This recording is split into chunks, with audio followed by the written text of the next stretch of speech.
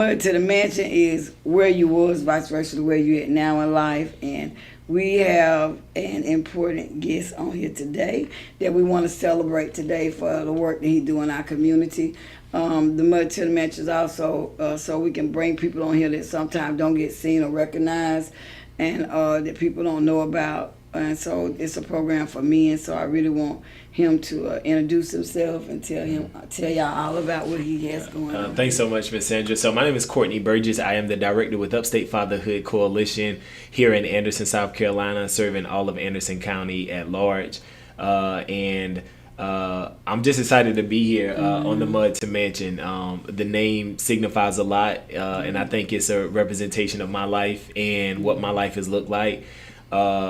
And I love it for the sake of, we often look for the end result of wanting that mansion, and that home in the sky. But I think oftentimes we should be able to live out, the blessings of our lives here on earth. So God has really allowed for that here in Anderson County. So my organization, Upstate Fatherhood Coalition, is a nonprofit organization. We primarily provide assistance and services to fathers, all free of charge. We literally are writing grants all day, federal, state funding, local funding, that allows us to be able to serve fathers at no cost. I typically tell any one person all we need is their commitment. We don't need not even a penny. And so in Anderson County, we serve 200 plus fathers in 1 year. Wow. Pickens and Oconee County also falls under my office as well. So we are also slated to serve about 200 plus fathers in those other counties as well. So it's an opportunity, it's an avenue to be able to reach fathers. Yes. Because when you think about Mud to Mansion, I think one of the promises of God, he talks about it in Malachi 4:6, that he would turn the hearts of fathers to their children and turn the hearts of children back to their fathers. Right. So I think that's the essence of this work right here, and allowing people to know this is ministry, just like what you're doing here. This is ministry. It is, and it's so important because our men as our leaders. Our children need their fathers. Absolutely. Us women need our men, and our men need help. Absolutely. And so when I found out about it, I was like, wow, I don't really know about much of it. I don't, And I said, because there's so many young men out here that are fighting and want stuff for their children, but they don't have the money to get a lawyer and do all these different things. And so your program walks them through that and helps them to do all that. Even in court, you stand in court with them and walk them through the whole process. And another thing as about Mud to the Mansion is the process. People don't understand the process, what you had to go through, even in life, to even get to the place you are now. And we like to look at the end result, but or the middle. And I was telling them earlier, God told me, don't despise small beginnings, because it's not where you're at, it's where he's taking you. It's not where you start, it's where you end. And you're so well put together. I can see the excellence, the spirit of excellence on you. And so tell us, how did you birth this program for men, and what made your heart want to do something for men? So I'll say that I'm over here, I'm lighting up. Like, you probably see me smiling a mile a minute, because I'm like, she's talking all about my life. That's don't despise small beginnings and where I started out, which doesn't look like this. And so Upstate Fatherhood Coalition is not an inception of an idea that came about through me.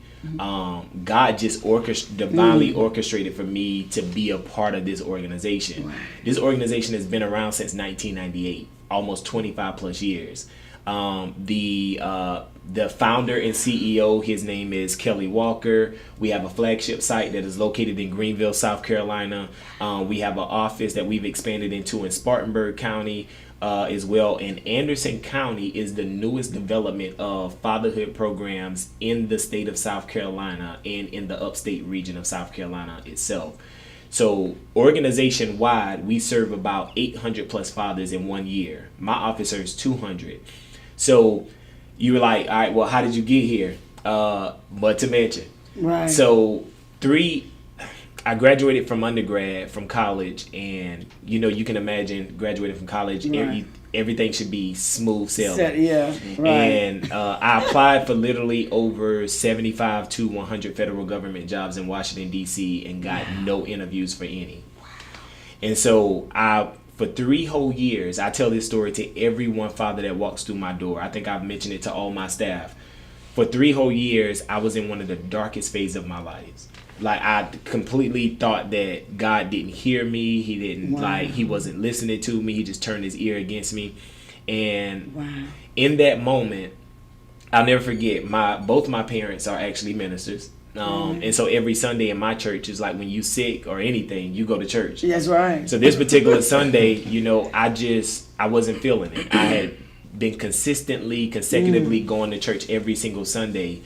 And I'll never forget, after I had just gotten that between a rock and a hard place, and I was like, all right, nothing is happening. And every morning my dad would wake up and like, hey, have you heard anything from any of the jobs? My mom was like, hey, has anything transpired? Nothing came about. And so this particular Sunday, my mom, she woke me up. She's like, hey, we're getting ready to get ready for church. We're going to leave out around this time. I typically would ride with them. But this particular Sunday, I literally stayed in bed. And my intention was not to go to church that Sunday. And my dad came in the room next and he was like, hey, I didn't hear you moving around. He said, you'll be ready by the time we get ready to leave. I said, I'm not going to church today. And he was like, he took a step back and he was like, you're not going to church today. And then he left. He came back and he said, Courtney, he said, I'm a little surprised. He said, because that's not like you. And I said, yeah, I know. I said, but this time I just need to do something different. My parents left and they went to church. But I knew in my mind, what I kept remembering was I went to church every Sunday and I was hearing from my pastor who was prophetically speaking in my life. I was hearing from my mother and my father who were ministers who were speaking in my life. And I'm like, nothing is transpiring. Everybody is giving me all these motivational, inspirational words, all these prophetic words, and I see nothing happening. And sure enough, when my parents left, I went back in my bedroom, I closed my door, I got on my knees and I prayed to God. I said something had to be different. I didn't want to hear from anybody else different. I got on my knees and I literally pleaded to God, and I told him, I said, I need to hear from you today. Well, lo and behold, before I even started that particular prayer, I had already started a daily devotion. I was doing like a 6-month daily devotion where I was just randomly going in my Bible and I was reading. And when I would get up, and I would write down notes in my journal, I would ask God throughout the day to give me revelation. Right. Well, after I finished my prayer, I literally cried. I plead, and I petitioned to God like, I need an answer today about what your plans are for my life. I went to the dining table, and instantly when I went to the dining table, I just put the Bible on the table, and it flipped open to what is it? Oh, geez. For I know the plans I have for you, declare the Lord. Plan to not hurt you, but to prosper to you, to give you hope in a future. I never heard that verse ever before in my life, but the Bible literally fell open to that. And I knew instantly that was my daily devotion for the day. And I asked God to give me revelation. But what God was also doing was he was speaking to me. He was letting me know that he had a hope in the future for my life. Someone told me about Upstate Fatherhood Coalition 4 times. The first 3 times I turned it down because I was prepping for med school. And I'll never forget my brother's wife. She came to me and she said, God said he's going to give you everything that you want. He's going to allow med school to happen. He's going to open up that door for you and everything. They flew me out. My mentor had me flown out to Wayne State University School of Medicine in Detroit, Michigan, because they wanted to interview with me. When I interviewed, they said that we are not concerned with your med school interview. All we need is your test scores. So I got a conditional acceptance to med school. God allowed that to happen, only for God to then turn around and is like, all right, I gave you everything you want. It's all on the table. Now, what do you select? I want. So I literally prayed to God, and after I prayed to God, I told God, I said, whatever your plans are for my life, if this is it, I won't make any other consideration. And that was a hard place to tell God. Yes, it is. For somebody that was in a place of deprivation and in a desert moment of not having, at that point when you come out, you want everything. What? Desert moment. So I was literally hoping for everything, and God was just like, you know what? I told God, I said, I won't make any consideration. I wanted school. I won't make any consideration. I wanted a well-paying job. I won't make any consideration. I wanted a house, the car. I wanted to be in a desirable state and also city that I wanted to live in. But I told God I wouldn't make any other consideration. And sure enough, Miss Andrea, I won't tell you any lie. When someone told me about fatherhood the last time, I decided to take the opportunity. I said, God, if you allow it to happen, won't make any consideration. I got to the interview in Greenville. This is a test. And instantly when I got to the interview, they told me. But I never forget God spoke to me. I never forget God spoke to me, and God would always speak to me through a word, one singular word. Yeah. He spoke to me and he said, dispensation. I said, God, what are you telling me? Like, give me revelation. So when I looked at what dispensation means, it means an unusual form. God was already telling me the essence of what my life is going to look like was, jeez. Because I remember that dark place. And I feel His Holy So, Spirit. like, when I got in that moment, Jesus, we thank you, God. God was telling me, like, you're not a father. And all the ways that you could be discredited, you would not line up for what it is that I'm sending you into. I'm going to allow it to be a dispensation. And sure enough, I told him, I said, well, I'm not from here, but I plan to drive to Anderson to check out the area, to look for apartments, to look for houses, all of that, so I can consider the opportunity. Right. They emailed me back about a week, 2 weeks later, and said, hey, you've been selected for the opportunity. I applied against 3 other candidates that had 5 years of experience. They had master's degrees, and here I was with no years of experience and just a bachelor's degree, just graduated from college.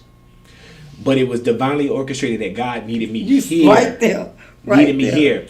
Divinely. So on my 1-year anniversary with Upstate Fatherhood Coalition, I'll never forget, I live in Greenville, but I work here. My office is here in Anderson. I stopped into the flagship office in Greenville, and the founder and CEO, when I walked in through the back door, he said, I was just talking about you. I said, oh yeah? He said, yeah. He said, I was just telling the director for the Greenville office that I'm going to appoint you as the director for the Anderson office in 1 year, on my year anniversary. Look at God. So when you got to understand Honor divine you. timing, sometimes Come we on. despise those small beginnings, because when I drove to Anderson, where my office is located now is a 5,000 square feet office space, prime real estate. Where we started out was Westside Community Center, was an old high school that was refurbished Right. into office space. Half of my office was literally probably about 300 square feet. Now I'm in 5,000 square feet. Then we served about 5 to 10 fathers. Now we're serving 200 plus fathers.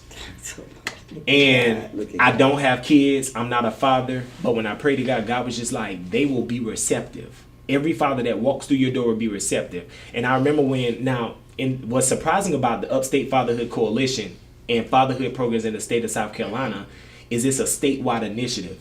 So what a father can get in my office in Anderson, they can get in Columbia, South Carolina. They can get in Myrtle Beach, South Carolina. They can get in Lancaster, South Carolina. They can get in any region and county in the state. This is amazing. So I would go to statewide fatherhood meetings with all the directors and CEOs, and they would tell me that we exceeded our targets by 110% in Anderson.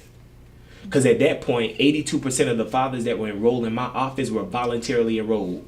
DSS didn't require them, a judge didn't order them, but they were wondering, they were asking me, why are fathers showing up there? What are y'all doing in Anderson? And I would tell every staff that I would hire, I said, this is a treasured place.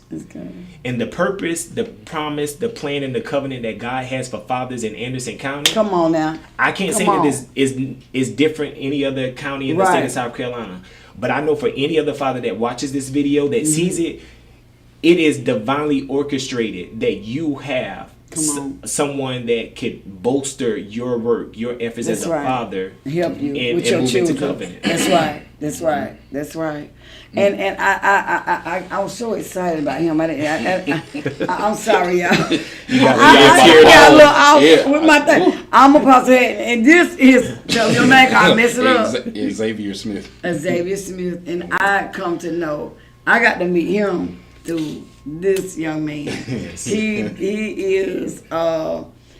is also a pillar to the community. He do a lot of work with the fatherhood, and he can tell you some things, and he can tell you more about him, his leader as well. So tell us about you and tell us man. what you do. I'm in tears too now. I know, so 'cause that don't mind me, cause Oh, my goodness. that was deep. Yeah. So again, my name is Xavier Smith. I'm excited to be here too, as well. And you know, again, Mud to Mansion. I want to elaborate on that too. Is a place where you know you want to be, right. and not where you need to be. And I will say, just getting into this work, my anniversary was November the 4th. And it's been 4 years. Wow, It's literally been 4 years amazing. at Upstate Fatherhood Amazing. Coalition. But I will say hats off to my supervisor, Mr. Burgess, man, for bringing me on board 4 years ago. And I will say this opportunity was not landed by my option or my choice. Again, this was a God-fearing move for me, especially coming out of manufacturing work. I knew what that lifestyle looked like with working in manufacturing. And it's cool to have all the money and doing all the things that you wanted to do. But I was like, hey, you know, I graduated from a HBCU school in Sumter, South Carolina. And me and Mr. Burgess, we always battle about this thing with South Carolina State and Morris College, but it's all love at the end of the day. Right. We all unified. But I will say, my opportunities of working with Upstate Fatherhood came through another pillar in the community as well, Mr. Don Peppers. Hopefully, Mr. Don Peppers is watching this video. He's a great guy. He's actually my mentor as of now, 5 years speaking later. And I will say how it all started was I was getting into mentorship, of course. That's what I'm doing as of right now. A mentor, active mentor. With my own business, Kind Mentoring, we kind of was talking about some nonprofit work, and you know, we was just in the community chatting one day, and I remember that me and him met up for lunch, and he was like, "Hey, I got someone to talk to." I was like, "Man, please don't connect me with somebody. This just gonna be another connection, and then we just like disconnect from each other." So I remember we was at the old location at 907. We was just kind of out and about, and he was like, "Man, I need you to meet Mr. Courtney Burgess." And I was like, "Okay." Never heard of him. So I remember we went up to the office space, went up the stairs, and I remember Mr. Peppers, he was telling me, he was like, "Man," he was like, "I know you were talking about law enforcement, because that's what my degree was in, criminal justice." So he's like, "I know that you were saying something about, you know, getting into law enforcement." But he was like, maybe check out the social service public sector side of life. And I was like, I don't know anything about nonprofit work. I was like, man, let me just find out what it's about. So I remember I came up, and I remember I rang the bell, and we had one of his staffs at that time that came out, came and saw me, put me in the waiting area, and I was like, man, I was thinking about it. I was like, man, this might not even be for me. You know, given that, you know, I'm young. Right. You know, I'm young, literally. I'm just Yeah. young. I'm literally like 23, 24 at that time, and I was just like, I don't have no experience as well. I don't have any case management skills, you know, any of that. Yeah. So I was just like, you know, trying to get in this type of work and trying to, you know, put myself in position to do better in life. I was like, man, maybe this might be. So I went to meet with Mr. Burgess. We kind of talk about some nonprofit things, and you know, we were just discussing about, you know, what it's gonna take for me to get my business off the ground and so forth. So, you know, we were sitting in there chatting, and then, you know, like, I don't know where his heart led from there. He was just like, man, you know what? We got a vacant open. He was like, I'm gonna let you look at it. He was like, you tell me what you think, get back with me. So when I looked at the paper, I was like, man, I have none of these requirements. Wow. None. Wow. None. So That's how when God set you up. He and I was just like, so I went wise. home. I went home. I remember I had went home. I was like, man, I said, God, what are you really trying to tell me? I was like, is this it? I say, is this really the move? So when I thought about it, I was like, you know what? I'm gonna take that leap of faith now. I say, I'm gonna take it. So I contacted Mr. Burgess. I was like, you know what? I say, I'm open to it. I was like, what all I got to do? So we kind of talked through some things regarding resume, cleaning up my resume, all that good stuff. And I remember when I went to work, when I went back to my manufacturing job, I was like, you know what? This is it for me.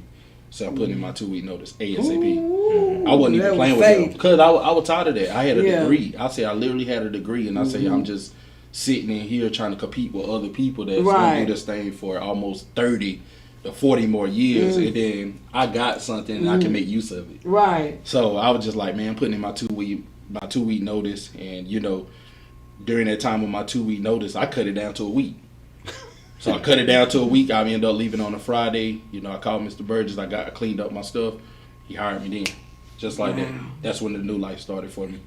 At the Upstate Fatherhood. And I gotta say this: your passion for this program is why I had to interview y'all, because I've talked to him for the past probably 6-7 months about, and even told him about my son, and Yes. I mean, I was like, hey, come on, because they always come up here and eat lunch up here in the mall, and I'll be like, hey, I said, and twice I lost the number. I was like, oh Lord, I'm so busy. I'm like, and I told Minister DeAndre, I said, you gonna have to do this because you know how I'm so busy. So to get in touch, because this young man probably think I'm just talking, but I just can't get this stuff lined up because I got so much stuff going on.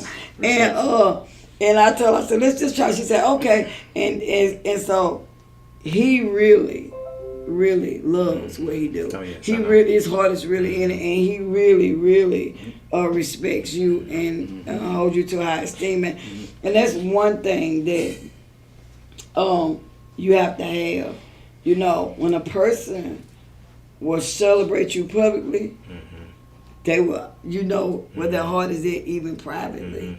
He always talks about this program and what y'all do, and evidently he's had to see a change in people's lives, in young men's lives, with being able to be with their kids, with being able to be, because some of them, I've seen, and no disrespect, but I got to be real about it. I've seen men be paying for kids that ain't even theirs, and I've seen people, and I've seen them be paying, and they don't even have money to pay their bills. And I've seen some that don't do nothing, that just get away, and you get some that do, and they just get nailed to the wall. And I'm just, and some of it come because of heartbreak or relationship and matters that have nothing to do with the children. And so that's why this was so much needed, because I got 3 sons, but then I'm a mother of 3, and they dads wasn't like that, but they dads, just like I told my oldest son, I said, sometimes in life, a person's best is nothing. And sometimes we have to accept that. Sometimes in people's lives, in certain walks of our life, it's been times in my life I had nothing to give because I had given all out. You know what I'm saying? And I didn't have nothing. I might have been sitting there with them, but didn't have nothing else to give. Do you understand what I'm saying? And that's one thing about the Mud to the Mansion, because the Mud to the Mansion talks about the process, like that dark place, because it's that valley experience that takes you to the hill. You can't have that without this. And can I also say, the huge essence of it is that was the opportunity that I know in that 3 years is where the oil was and the anointing was applied. Come on now. And so when people, and my staff will tell you, there is nothing that I would ask them to do that I wouldn't do. Right. I was in my office this morning at 7:35 this morning, literally cleaning bathrooms, vacuuming, doing all of that. That's right.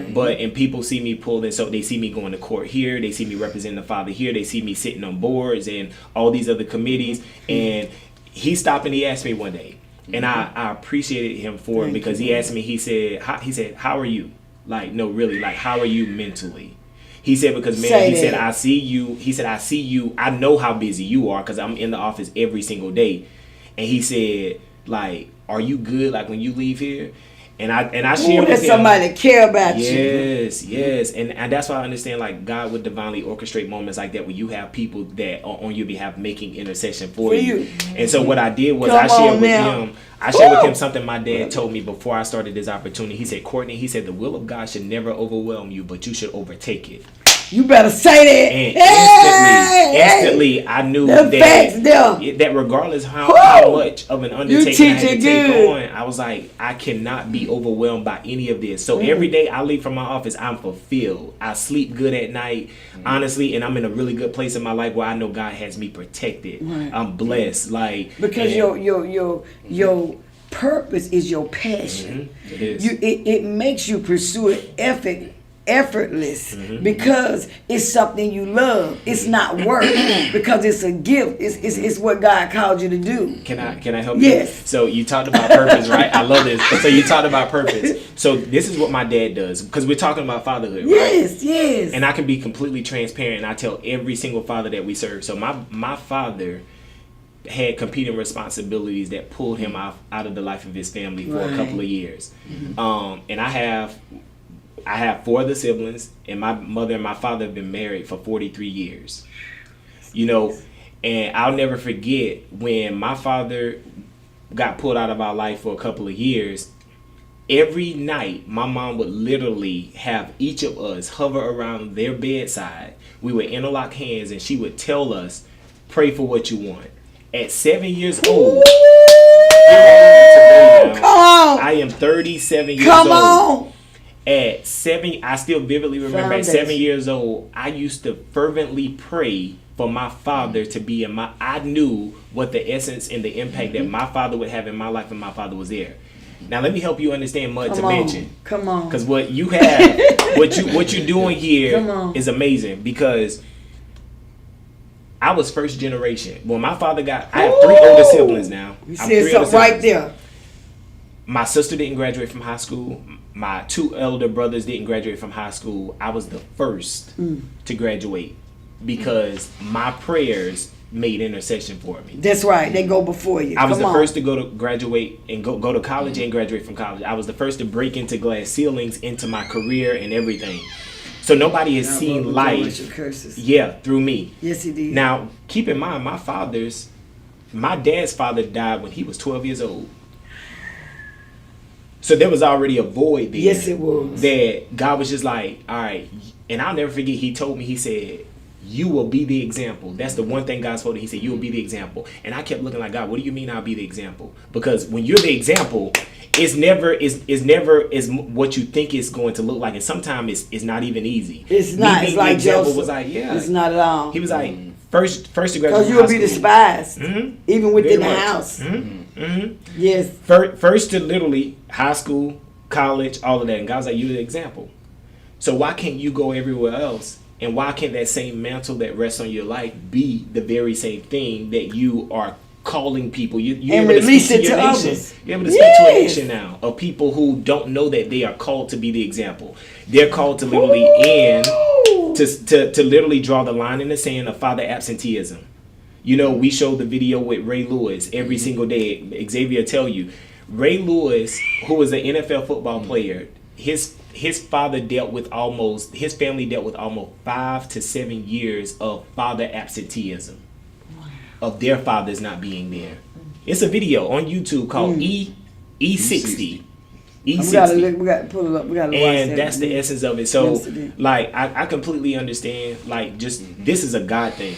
Yes, yeah. This is a God thing, and I could have. And it's crazy that the enemy could have made every other way that I could have gone look way more appeasing to me. But this place right here has been what's been good for my soul. Thank you, Lord. Thank you, Lord. And spiritually, so much has been birthed in this place. I tell people all the time. Yes. I came to this place and I opened my own mediation firm.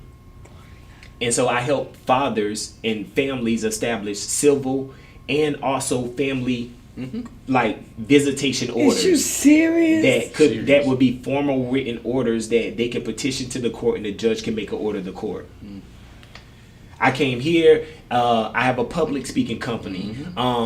I do mentorship. I do all of these etiquette sessions. Like, God birthed all of that here in the place that I could have easily said no to. And the thing is this, what we have to understand as kingdom, as his kingdom ambassadors, it is our job. It is he gave us the authority.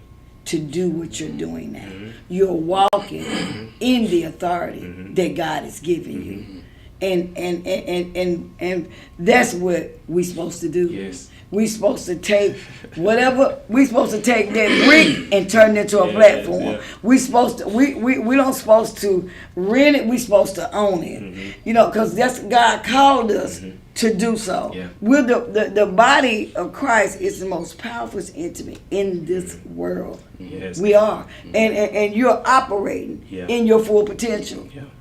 So by grace. Yes. Oh, And I have to say, when they say, how you, you know, they say, how you go in the restaurant and cook all that food and run the whole store by yourself and cook all day and then close out and then I leave there and come in and do prayer. Then I go, and my schedule is crazy and there's hardly no day, but one day I can kind of rest and be like, okay. And they say, how do you, and I say, I do it effortlessly because it's just what he called me to do. It's not work to me. I'm called to it. It's what he is. He said before you was in your mother's womb, because your first birth was your spiritual birth, not your flesh birth. He said, so before you was in your mother's womb, I ordained you as a prophet unto this nation to go forth and subdue. And when God's hand is on you, it ain't nothing nobody can do. Nothing. It's nothing. Nothing. So can I tell you? Yes. You talked about purpose. And in the call, I'll never forget, my dad would always take a notepad.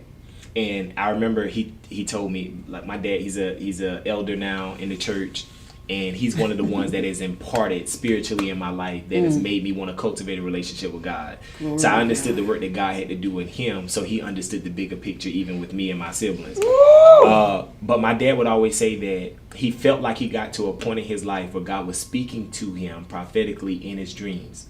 So he said he would take a notepad and he would sit by his nightstand, and he said when God would speak something to him in his dream, he said he would wake up in the middle of the night, he would write it down because he understood that the enemy was trying to take it. That. That's it. And I'll never forget, my dad was casually telling my mother and us this in the living room, and it was like cemented here. June 2021, I'll never forget. It was a Saturday morning. I was asleep. I was in a deep sleep.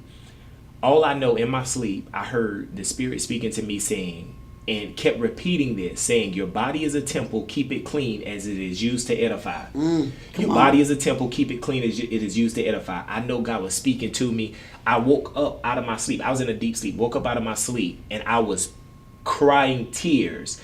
I was repeating the same thing when I woke up that God was speaking to me, and I literally said, I gotta write this down like my dad does so I don't forget it. I went to my notepad on my iPhone and I wrote down, your body's a temple, keep it clean as used to edify.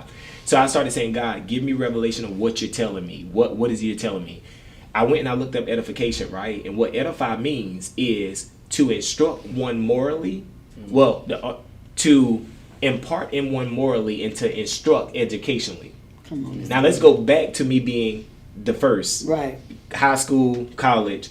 And I was always wondering, like, God, you allow me to really break into this intellectual realm. What is the plans for it?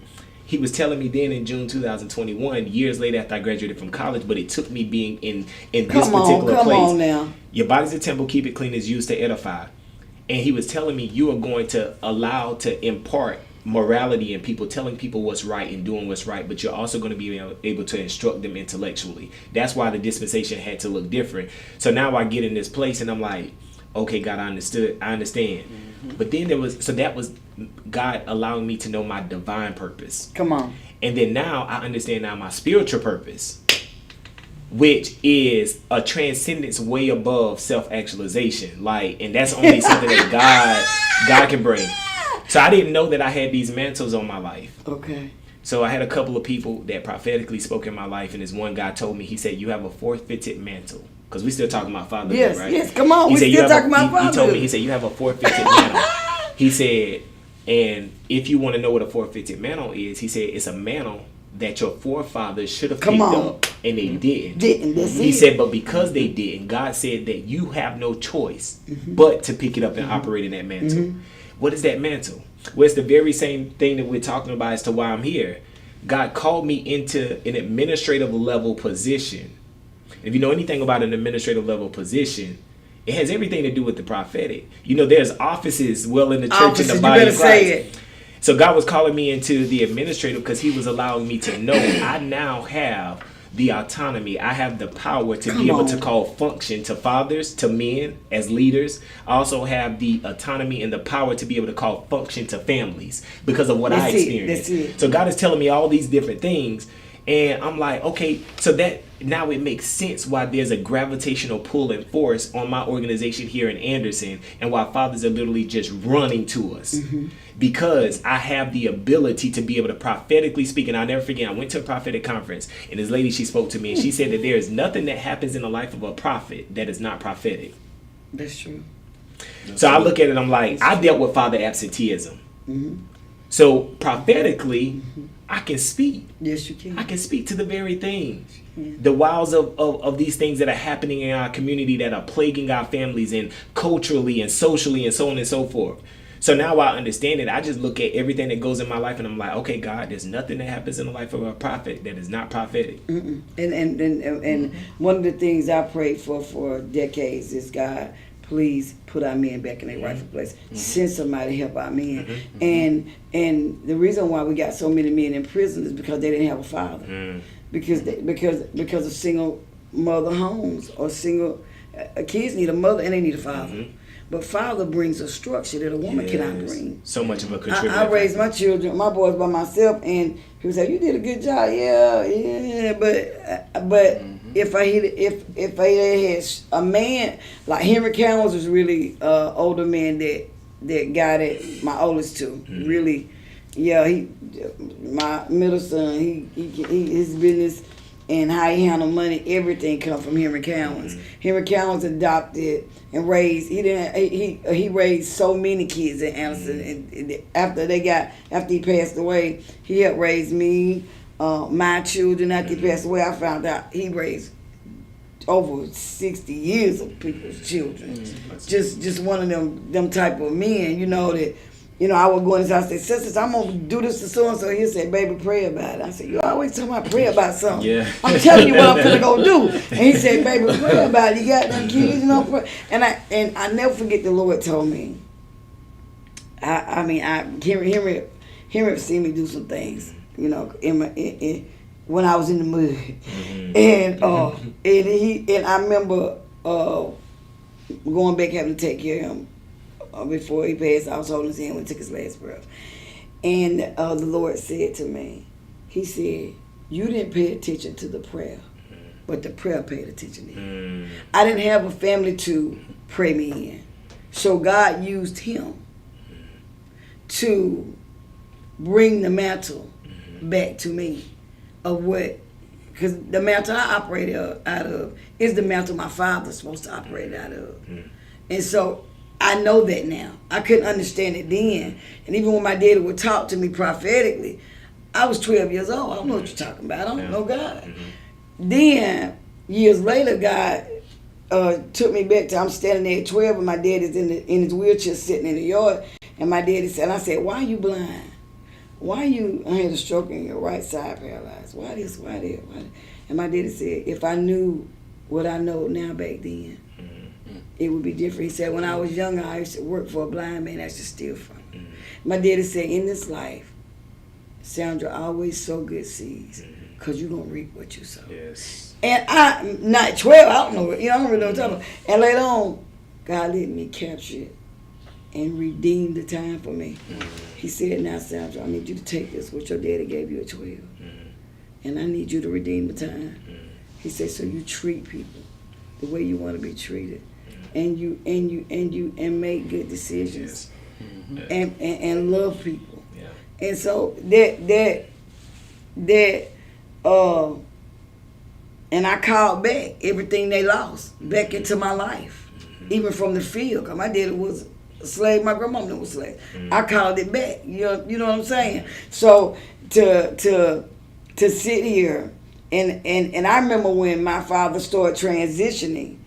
It was devastating for me, because then I started looking for a father in a man, because I no longer had my father figure, and so it spiraled into other things. So for God to use you and the mantle that He put on you to help prophetically bring men back to purpose, back to destiny, back to their authentic, who God authentically called them to be, not the person they made because of the situations we in, but who they really supposed to be to their children. Because if you got a healed daddy, you got a healed child. And so this is, people might not understand, but this is major. This is really major. Is, it's fighting against warfare, and just in all regard, mental, because that's where it starts for a lot of us. It's mental, and then it leads to a heart posture that many of them take on. And from a formal perspective, they give it the narrative attachment styles and detachment styles and adverse childhood experiences, which in other words is classified as trauma. But in the spiritual realm, we know that it is nothing but spiritual warfare with the mind. That's it. So I tell fathers, when you're walking through the threshold of this door, you got to understand the culmination of what you're walking into. That we're literally like, but here's the crazy part, oftentimes, and that's why I just, even in this moment, I'm literally honored that God chose me and chose Mr. Smith and everybody else that works with our organization, because when you think about it, we are the ones that are standing in the gap. But I typically tell people, when you think about, but you got to know how to contend. And it's almost as if, like, why would someone in a heavyweight class contend with someone in in a different weight class? Right. So God is purposely putting people in positions where He know they can contend and they can speak to it and they can call it down and they have can it move dismantled. it. That's right. Right. So I knew ultimately altogether, like even with bringing Mr. Smith on board, you talked about the honor he has for me. Yes. But one of the biggest things I tell him, like, I respect him. Yes. Because I'm not from Anderson. Right. But when I came here, this place right here made me feel like home. Just working here from a 9 to 5. But he was someone that I never knew that was in the community. And he'll tell you I'm really intentional. When I have a vacancy open, I'm looking for people in the community that's already doing the work. Right. People, and oftentimes people that want a hand up. Right. But I tell people all the time, you got to be committed. Because he'll tell you, he knows I'm a stickler about a lot of things.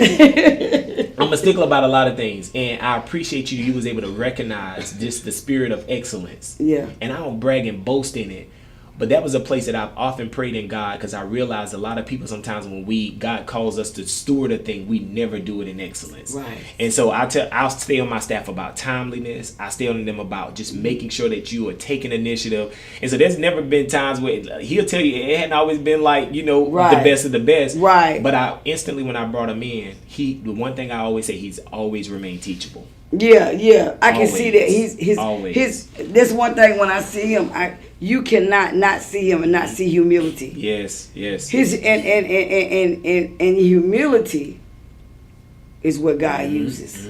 Yeah. If you humble, God can take you anywhere. Yeah. Humility is when you got humility, baby, you got something. Yeah. And that rest is on him. Yes, That's one thing I like about when I see him. I say, he's just so humble. He has humility. Very. Yeah. He'll have his moment, and it'll be self-check moments, and that's why I love it. He'll come in like, you know what? Like, man, just tell me what I got. Like, help me out. And that's one of the things I like about this particular space that we're in, is that as young black men, we find ourselves looking out for one another. Culturally speaking, right. We already got strikes against us. Right. But we realize more than anything, we have to be the ones they help each other, safeguarding each right. other, steering each other in the right way. So yeah. That's amazing. Yeah. And one thing I learned from him is his favorite line: presentation is everything. It is. Wow. Everything. He'll tell you about it. Presentation is everything. So I done picked up his habits. Right. I know I've always, that's one of my things. I done picked up them habits. I ask God, I say, Lord, let me do things in excellence. and sometimes I know I get on their nerves. I be like, I want it like that. I want to do it like this. And can we do it like this? Can we do it better than that? Can we? And another thing about me, I'm a finisher. Yes. I'm going to finish whatever I got to finish it. And I'm not going to stop till it's finished. And and that's just something God put in me. It's not nothing ain't nothing I can boast or brag about or nothing. it's just my nature, and even I see it even in my in a couple of my children. They're gonna finish, and I can even see that in y'all. You finishers, okay? I'm gonna see it all the way to the end till you through with it, and you got to have that, and you got to have that even in the start when it's rocky, even in the middle when it ain't looking too good, and all the way to the end. And so I want to tell y'all, I really appreciate y'all. I am so proud of the work that y'all are doing for our men.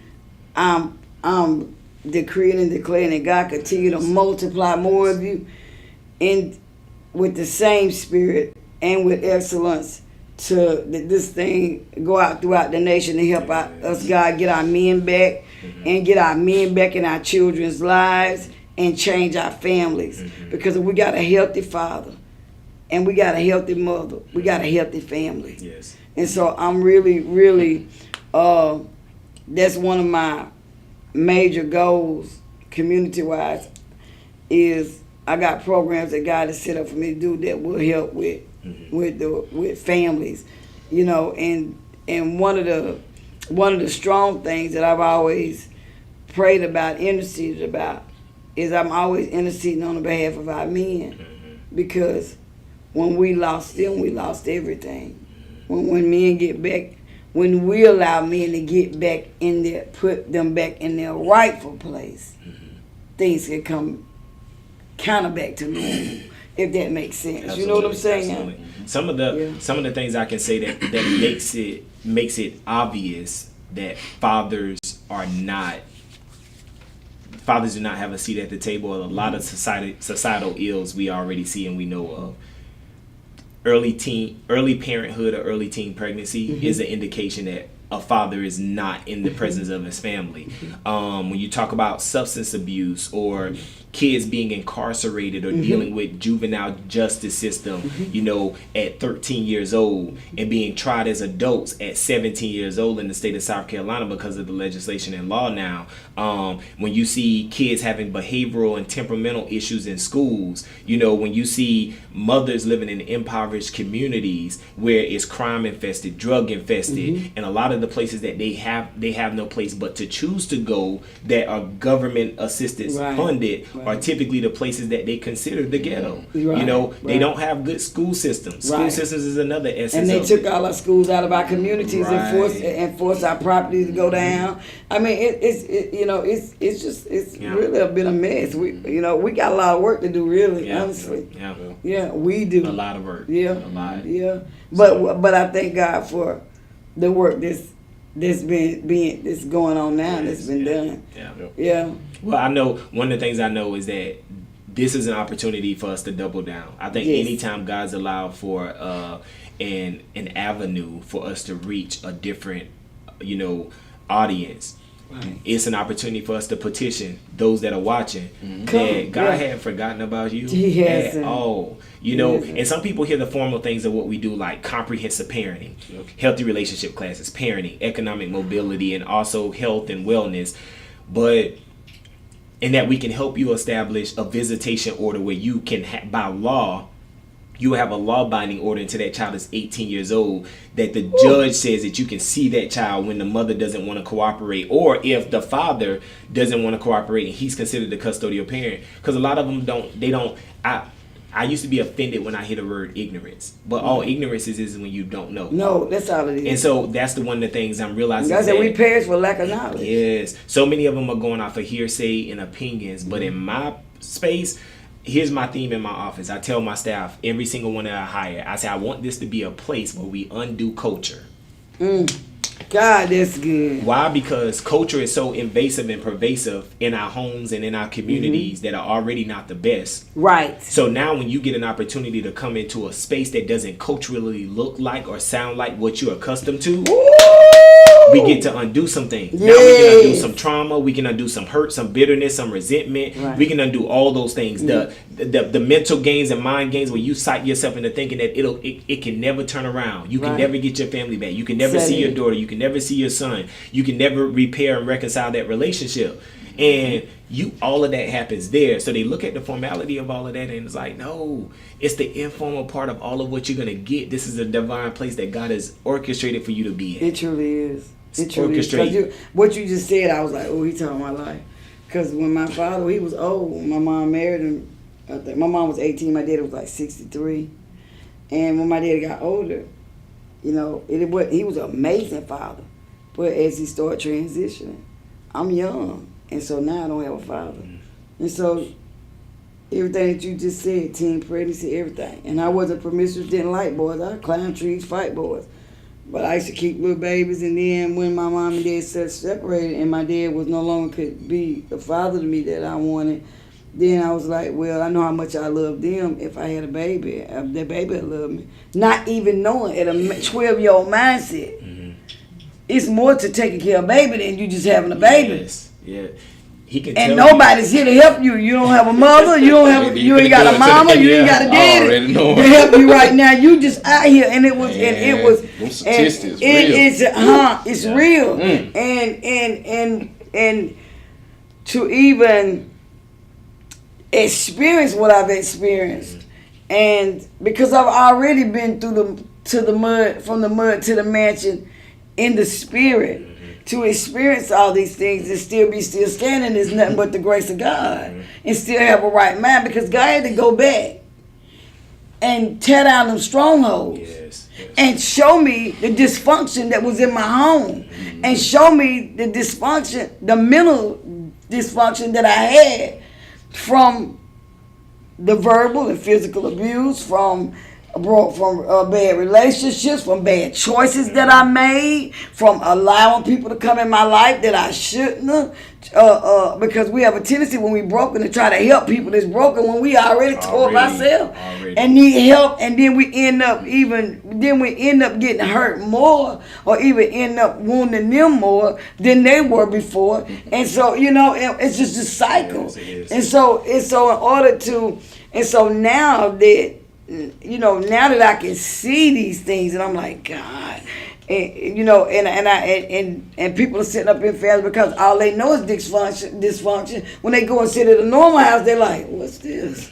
Well, wait a minute. Nobody ain't cussing nobody out. Nobody ain't yelling. They ain't screaming. They helping them with their homework. They got manners. Everything is on, everything is working, you know what I mean? I mean, it's something. I'm like, wow, God. I mean, you know, because I've truly lived through it all, and I knew, even as a kid, not being able to be a kid, not being able to be a teenager, having to be an adult, because I've got these babies. I still knew in my heart. Even though they couldn't do nothing, even when they stopped by and they give them $1, and they say, Dad gave me $1. I got to see Dad. I'm like, good. I never told my kids. That my boys will tell you this, I never talked down to them about their father. Even when they didn't do or didn't come around. Whenever they got their little moment that they walked past, and one of them stayed down the street, it would just be like, I was like, okay, yeah, good. You got some, yeah. See, and then like, okay, that's good. And then when they got older, I had so many problems with them, you know. And someone was me, and someone was just they just didn't. But when I found this out, my son said to me, he said the whole time, I wanted my daddy, and I was like, what? What? That's what it was. It like it killed me. Yeah. I was like, what? Exactly. He said the whole time. That's I just wanted my daddy. And I'm like, oh my God. Temperamentally, behaviorally, we see the signs of This it. child been acting crazy because he just wanted his father the whole time. And imagine wanting access to somebody that you see but can't have access to. That's got to be hard. And so that's why what you're doing is so important. Yes. Because my kids can say something to their daddy, they ain't going to say to me. No matter what kind of relationship we got. And we got a good, open relationship.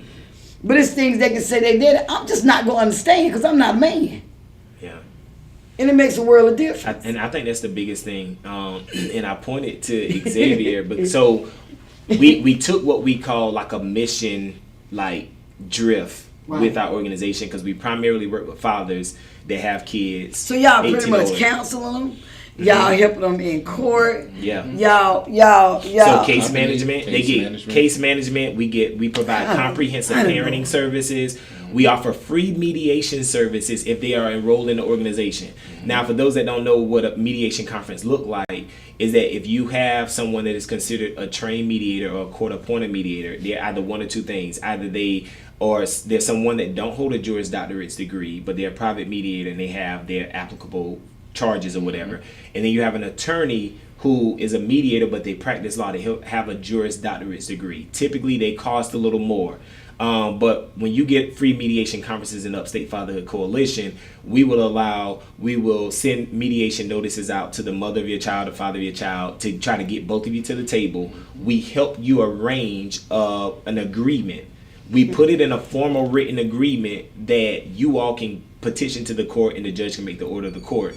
We offer transportation. We have a suit and clothing closet. Even transportation. Yes. We have a new program called our Homes to Ownership program where we teach fathers how to move up the housing spectrum. Yep. We just launched about 4 years ago Jesus. when he came on board a teen mail program. We kept getting so many calls from mothers saying we need team it. for real. Yes. Oh my Yeah. goodness. We got so much. Oh my goodness. Y'all got so much on y'all plate. Yeah. I never knew this much stuff y'all was doing. Oh my So goodness. he started the teen mail program as a started the teen mail facilitator. program. Yeah, as a Oh my facilitator, yeah. goodness. It's so needed. Yeah. But our young men, we losing them in these streets. It's a lot. Yes. Yeah, it's a lot. I About had time they attended- really do something crazy and get in jail and realize, oh, it's too late. Yeah, when I relocated to South Carolina to Anderson, I had attended like 21 vigils of teens that had been killed here in Anderson, and I've been here 8 years now.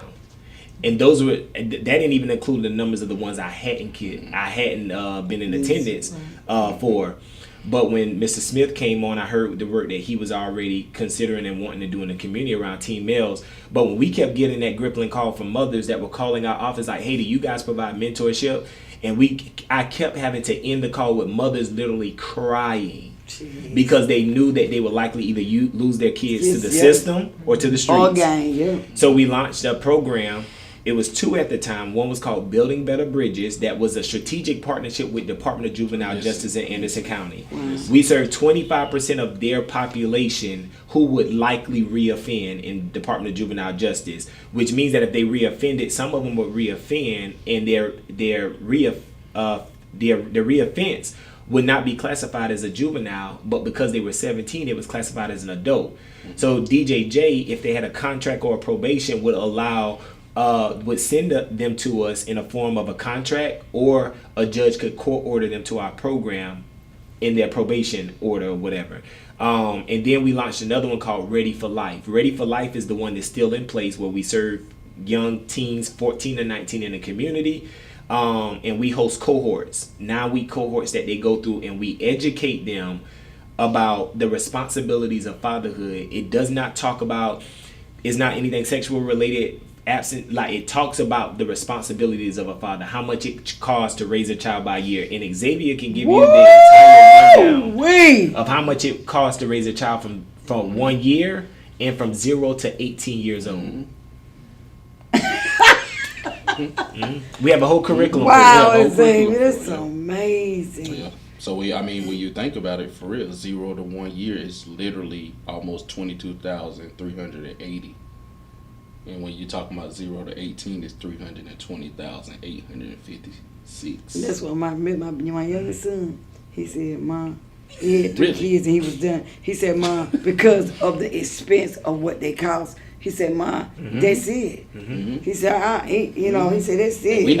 We're not even talking about minimum wage, $7.25. $7.25. And especially for someone that can't keep up with, bills already, or keep up with any car expenses, or even any baby expenses. $7.25 ain't gonna get you but so far. About $15,000, about a little $15,000 a year. Cost of living in the state of South Carolina is about $23,000 for one person. So if you're talking about 20, $22,000 for one child a year. Ooh, Lord. Can For you 1 afford year. as a teen male or as a teen female to have a child at a young age? When No. they hear no, that in I our can tell you curriculum, no, because yeah. I did it. And no. When they hear that in our curriculum, they're like, "We're not ready for kids. We're not ready for it." Glory to God. Yeah. So Oh Lord, because most young men, they get validations on the street and a pat on the back that you don't graduate to be a man when you start getting girls pregnant, and you and how many babies you can have, and by the time they realize, after they have a whole bunch of by the time they realize, man, this comes with major responsibility. They trapped. And now they trying to figure out how, because it's hard to pay 4 or 5 child supports and then pay your rent, pay your water bill. Come on, and still take care of yourself too. That's major. I remember it was a guy. I can't remember his name. He came and spoke to a graduation, and he was one of our keynote speakers. And he was like, it was something that stood out to me, man, and it kind of startled my spirit a little bit. And he was like, it's one thing to show up at a funeral and you see family and friends, but there's another thing that you don't see at a funeral, and that's a U-Haul, because that's tangible things. You can't take the car. That's right. You can't take the jewelry. Sure can. Can't take the earrings. Nothing. You taking yourself. Nothing. That's just what it is. So the legacy behind it is when you leave this earth, like what people are actually gonna see you for, who you are. That's right. What are you really? Who are you really? Right. Because I remember the Lord spoke to me. This has been some years back. He said, "Sandra, don't let wisdom go to the ground." And I was like, "Huh? Don't let me." I said, "Okay, God, what are you?" He said, "Tell them what you done went through. Tell them." He said, "Don't let it go to the ground." He said, so much wisdom in the ground because they didn't tell their story, because they didn't help someone else that was going through the same thing. Don't be ashamed to tell what you came out of. That's your wisdom. That's wisdom. You made it out. You don't let wisdom go to the ground. When he explained it to me, I was like, "You're right, Lord." Look how. That's why I like sitting. That's why I surround. Just like my spiritual father's Bishop Scott King, Pastor Tara, but I have Apostle Watkins. I surround myself around people that can help elevate me. That I'm held accountable Good counsel. for what I do. Good counsel. I do that because I can't if I'm only around the people that I'm teaching, I'm not going anywhere. I have to put people around me that can push me and elevate me further to the place to I keep growing. And so that's one thing I can see that's amazing with you all, because he can come to you. You can go to him because iron sharpens iron. yes. And y'all each other's safe place. And so even with us, we have a thing on Messenger, and we confess our stuff to each other, and we straight up about everything. We're like, okay, since I did, since I said, all right, let's will it in. Okay, you did since, okay, you repented. Okay, God don't forget, you don't remember. Okay, now let's get this scripture and let's do this, and so we can when you get ready to pass, when you get ready to take that test again, you'll pass. But guess what? You might fail it again, but eventually you're gonna pass. So, we have to, and everybody need that. Everybody needs someone to say, okay, all right, okay, you fell off a little bit. Let's get up and keep it moving.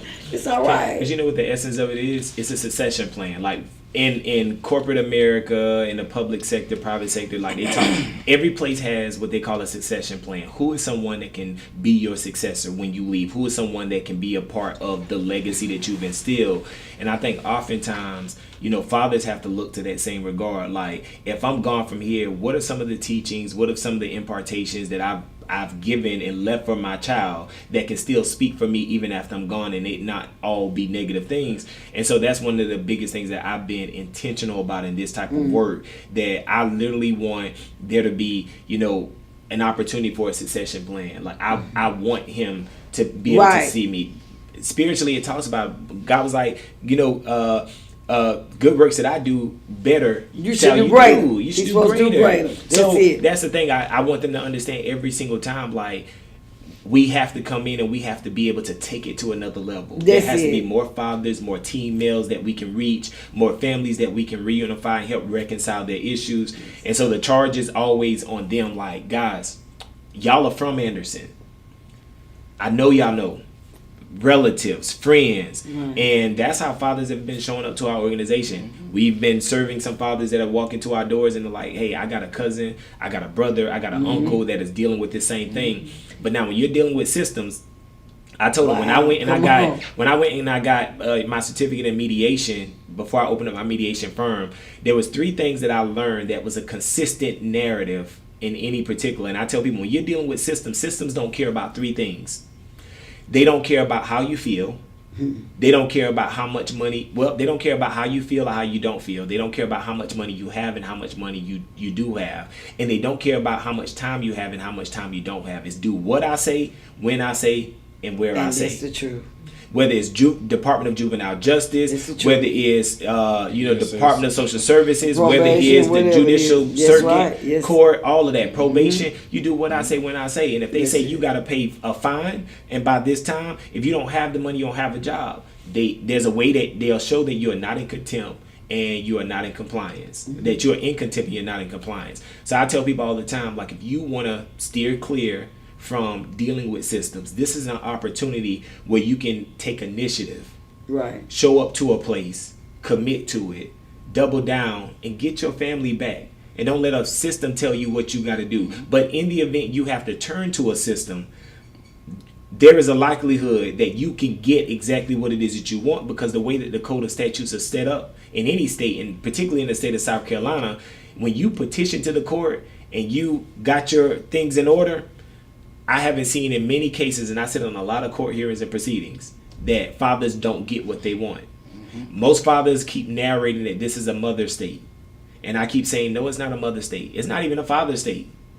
It's a state for anybody who gets in the game or who levels the playing field. That's it. That's it right there. So if you could say something, and I want you to do the same thing, to a father that's because I think y'all do so much more, not only just with kids, getting them to see their kids, but it's so much more y'all bring to their life. What would you like to say to them? What would you say to them? The first step is they need to come and understand they're not going to be judged. And because God meets us right where we at. Because a lot of times most men won't come because they feel like they're going to be judged, or they feel like ain't what's the use? What's the point? It ain't costing them nothing, so hey. And who y'all are and what y'all bring by itself is a welcome mat. I mean, y'all are just who y'all are is a welcome mat. So what do they need to come to? What do they need to do? What could you tell them? Well, first I'll say this, so I don't forget it. We are located here in Anderson, South Carolina at 100 Miracle Mile Drive. Okay. You hear the name? Yeah, Miracle Mile. Miracle Mile Drive. Everything, God just all Miracle Mile Drive. And I tell people, it's where miracles truly do happen. Amen. We are located in Suite A. If for a point of reference, if you know where Regions Bank is, Logan's Road House, we literally sit in the brick building closest to the roadside, right in between the both of those businesses. But to any father that's watching this, I can imagine you may have stumbled across this live. Someone may have shared it with you, and you never thought for a minute that this would be a way that God would reach you, that this would be a resource. So I say to you honestly, in a transparent place, that if today was your last straw, if last month was your last straw, this is my charge to you to get back in the fight. You have everything in you to contend. You have everything to fight. And in the event you don't, we have what we call intercessors, people that are there to stand in the gap for you. And oftentimes that's the proving ground enough that if you are weak. You have strong people that you can lean on until you get the strength that you need to be able to fight. So I'm imploring you, whoever you are, if you're in Anderson County, if you're in the upstate region, you're in Greenville, you're in Spartanburg, contact me. I can literally connect you to those offices so that at the end of the day, you can get your daughter back, you can get your son back, you can fight for that healthy relationship, co-parenting, even if romantically it won't work. And platonically, y'all understand you're going to need to be friends and you need to make it work. Why? Because it's for two reasons. It's for the best interest of that child and it's for the welfare of that child. And if we stop and we think for 1 minute, what if the purpose, the plans, and the promises that God told me about, that he had for me, is the same purpose plan that God has for your son and your daughter to do bigger things. And it's all based upon you getting back in the fight and you showing up. So I encourage you, like, come find me out. And if you want to know what an advocate is for fathers, I can guarantee you, myself, Mr. Smith, my other staff that are in my office will advocate for you at all fronts. If you're a mother and you're watching this, I speak to your heart, because I understand the essence of our work is dealing with the heart of the man. But I understand we've got to have that cooperation from a mother that's doing it by herself. Evidence actually states, Ms. Sandra, that fathers that do not provide supplemental support and assistance to mothers, single mothers, force over 50% of mothers into impoverished situation. Perhaps life is hard because the enemy has allowed you to believe for 1 minute that you can do it by yourself. Okay. And you've attached yourself to this relational style and thinking that I can be independent. But I'm going to tell you this, because this is research. Glory to God. No child benefits from a one-parent home. Bring your family together for the best interest and welfare of your child. So if you're a mother and you want to make it work, even if you want a mediation conference, I will happily. I normally charge $500 an hour for anybody that's not enrolled in Upstate Fatherhood Coalition. My private mediation fees are $500 an hour to establish a visitation agreement around visitation. That's $1,500 split between both parties. But if any mother or father that is willing to come into agreement, I will write a formal written agreement for y'all to petition the court and make it a law-binding order. So now you don't have to move off your own word. You don't have to move off his word. Now it's a law-binding thing. So now both of you have the accountability and the responsibility to steward that agreement to the time that child turns 18. Glory to God. And all you have to do is say, you watch this video from the mud to the mansion. Amen. And I will literally find out the time. But if you decide you want to enroll in the organization, in the program, because you need those parenting, you need those classes, you get it free of charge. But any other time it's $500 an hour. But that's how much I do, because I understand when we talk about kingdom building, we talk about speaking to our nation, there's somebody here that we get an opportunity to gravitate. That's right. Gravitate. That's right. So that's my open invitation. And what you gonna say? I'm keeping mine short, though, but thank you again. You're welcome. For giving us the opportunity to God be the glory. Here. And I will say to the fathers out here, mothers too as well, don't just be the father, don't just be the mother. Be the best father, be the best mothers, and show up. That's what we ask of you. And I will say, as a lead case manager, with the Upstate Fatherhood Coalition, we want this to be a space for you to seek that innovation instead of separation. So we want you to be a part of something that's going to create a lifetime achievement and milestone for you. But we also want to see you at your best. So if it's anything out there that's kind of steering you away or kind of putting you behind and making you feel like you're not worth anything, definitely come see us at the Upstate Fatherhood Coalition. We'll take care of it. Would you give a charge to like the teen males, because I know that's where you initially started at, but for any of them that might be watching, any teen males, I will say any teen males that's watching, any mothers, fathers again that's out there, for your teen males, if you want to get connected with us, we not only just mentors, we do have a Ready for Life program. Also, I will do mentoring. On my behalf too for my business. How old? Kind mentor. I'm sorry, excuse me. How old they have to be? For our Ready for Life program, they have to be 14 through 19. Okay. For kind mentoring, my personal business, 10 through 19. So, again, any teen males that's out here that's needing promising intervention. I got one for you. They need somebody to just step up to the place and be in that community fathering role, or if they just need any type of assistance or help, man, please reach out to us, or please reach out to me. And yeah, Surely is. We got a couple of them for you, about 3. Sure do. yeah, Yeah. please. Yeah, I send them to you. Sure will. Yeah, this was an amazing session.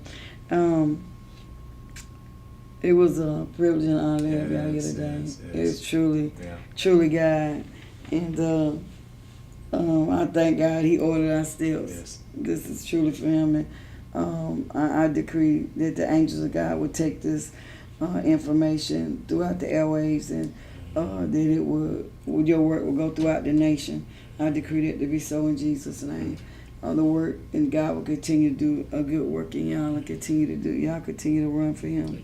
And I decree that everything y'all need come financially, the workers, everything y'all need will come in Jesus' name. I decree that to be so.